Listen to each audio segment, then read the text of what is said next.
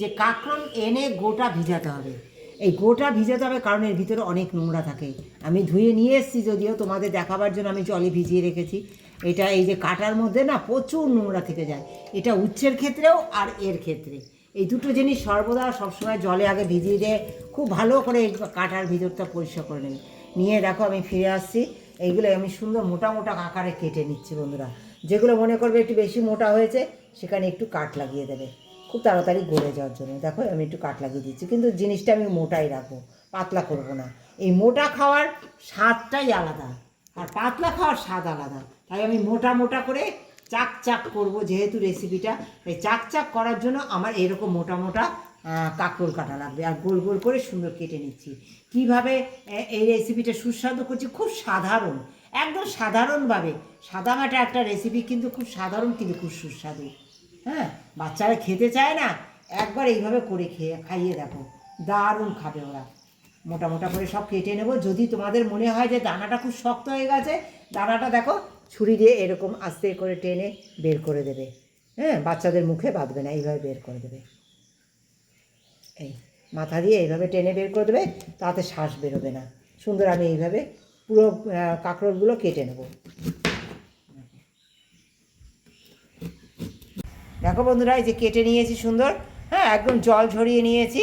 এই যে জল নেই, একটু জল যদি থাকে তোমরা জলটা এইভাবে কাচিয়ে নেবে। দিয়ে দিচ্ছি অপরিমাণ মতো লবণ, আর দিয়ে দেবো হলুদ। হ্যাঁ, আর দিয়ে দেবো একটু শুকনো লঙ্কার গুঁড়ো। যদি অ্যাভয়েড করতে চাও শুকনো লঙ্কার গুঁড়ো অ্যাভয়েড করতে পারো, তাতে স্বাদ পরিবর্তন হবে না, খুব স্বাদের হবে। দেখো সুন্দর করে মাখিয়ে নেবো ওটা।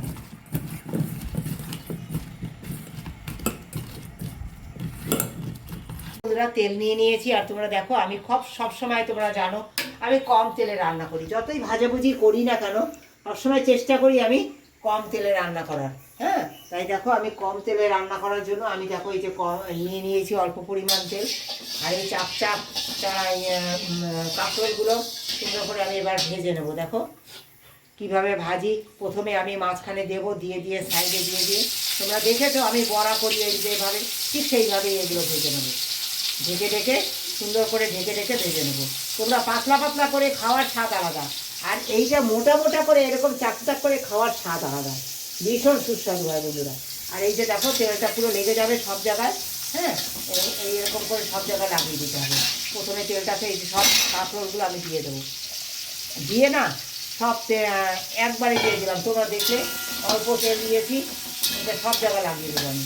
তেলটা সব কাঁকরোলে লাগিয়ে দিলাম। দেখো এইভাবে সব জায়গায় লাগিয়ে দেবে। প্রথমে লাগিয়ে দেওয়ার পরে সব এরকম সাইড দিয়ে দিয়ে বসিয়ে দেবে। খুব সুন্দর তাড়াতাড়ি গলেও যাবে, ভাজাও হয়ে যাবে খুব তাড়াতাড়ি। সুন্দর ঢাকা চাপা দিয়ে আস্তে আস্তে এটা বলতে থাকবে। দেখো শিলনোড়া নিয়ে নিয়েছি, অল্প একটু তিল নেব বন্ধুরা। হ্যাঁ, এই তেলটা অল্প তিল আমি বেটে নেব। তেলটা শুকনো খোলায় কিন্তু একটু রোস্ট করে নিয়েছি, তোমরা দেখেছো হালকা করে রোস্ট করে নিয়েছি। হ্যাঁ, এটা এরকম বেটে নেব। দেখো বন্ধুরা কত কম তেলে আমি ভেজেছি, এইরকম সাইডে দিয়ে দিয়ে। আর দেখো এই যে একবারে মিশিয়ে নিলে পরে এইভাবে অল্প তেল, এই তেলটা আমি ঢেলে রেখে দেবো বন্ধুরা। এতটা তেল আমার দরকারই নেই আমি পেঁয়াজ ভাজার জন্য, এতে আমার অন্য তরকারি ফোড়ন হয়ে যাবে।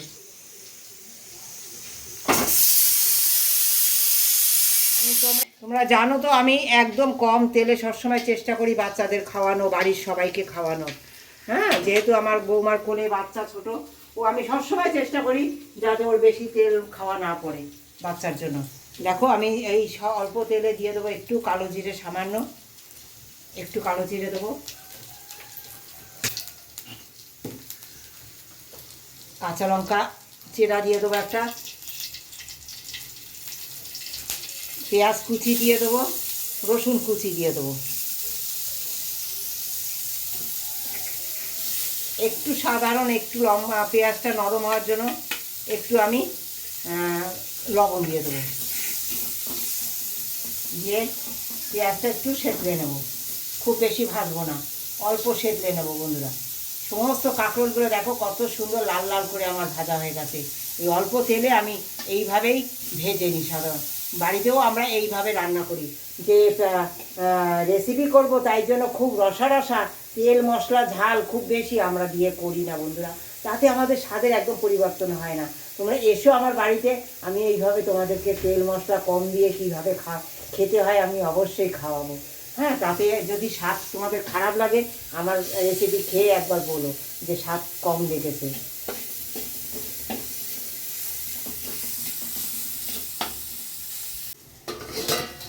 দেখো একটু ঢেকে দিয়েছিলাম বন্ধুরা, তাহলে কী হয় বলো তো, পেঁয়াজটা খুব তাড়াতাড়ি নরম হয়ে যায়, যেহেতু লবণ দিয়েছি আমি একটু।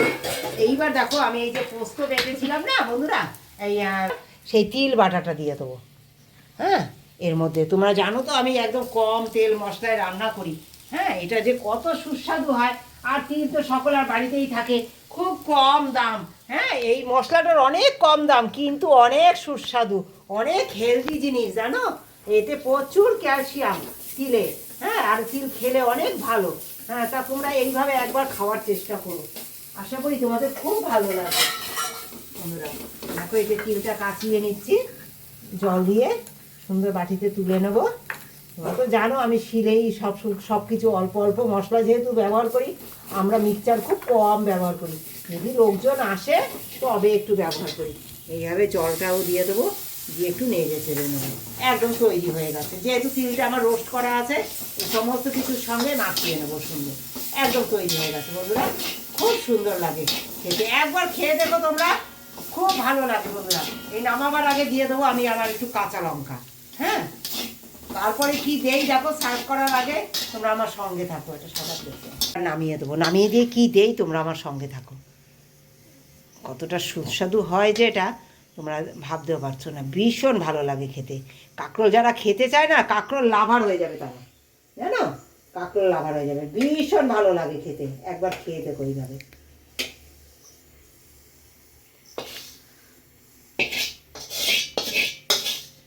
আমি রোস্ট করে রেখেছিলাম যে তিল, সেই তিল একটু দিয়ে দেবো। কাঁচা সর্ষে তেল, তোমরা তো দেখলে আমি একদম কম সর্ষের তেলে করেছি, একটু কাঁচা সর্ষে তেল দিয়ে দেবে। হ্যাঁ, যেহেতু ওই তিল বাটা দিয়েছি, একটু কাঁচা সর্ষে তেল দিয়ে দিলে এই ভাজায় দারুণ লাগবে খেতে। এইভাবে দিয়ে একবার খেয়ে দেখো কেমন লেগেছে আমার রেসিপিটা, একবার তোমরা কমেন্ট করে জানিও। যদি ভালো লাগে ঘরে ট্রাই করো, আর কমেন্ট করে জানিও খেয়ে কেমন লেগেছে। ভালোবাসা দিয়ে এইভাবে পাশে থেকো, সঙ্গে থেকো। যারা এখনও পর্যন্ত একটা শেয়ার করোনি, একটু সাবস্ক্রাইব করোনি, একটা লাইক দাওনি, যারা একটা কমেন্ট দাওনি, একটু কমেন্ট করে দিও। আমার কোন জায়গায় আমার রেসিপি ভালো লেগেছে বা খারাপ লেগেছে সেটা জানিয়ে একটু কমেন্ট করে দিও। অপেক্ষায় রইলাম, শেষ করলাম আজকের রেসিপিটি। বলো, দেখো এই তিল কাঁকরোল এইভাবে খেলে এর সঙ্গে আর কিছু লাগবে না, জানো তো। যখন ডাল দরকার হয় তোমরা ডাল নিতে পারো, কিন্তু কিছু লাগে না, এত স্বাদ লাগে না এমনি। এই দেখো দেখো দেখো চলে এসছে, ওই দেখো, তোমাদের সঙ্গে কথা বলতে পারবো না গো ওর জ্বালায়। ও এরকম ভাত দেখেছো, ভাত খাবে, ও আগে খাবে, ও আগে খাবে ভাত। বলো ভালো, ভালো, ভালো হয়েছে খেতে, ভালো, ভালো। ঝাল লেগেছে, ঝাল লেগেছে, করছে বন্ধুরা, দারুণ হয় খেতে। এইভাবে একবার অনুরোধ রইল, খাও তোমরা। যারা কাঁকরোল ভালোবাসে না তারাও কাঁকরোল লাভার হয়ে যাবে।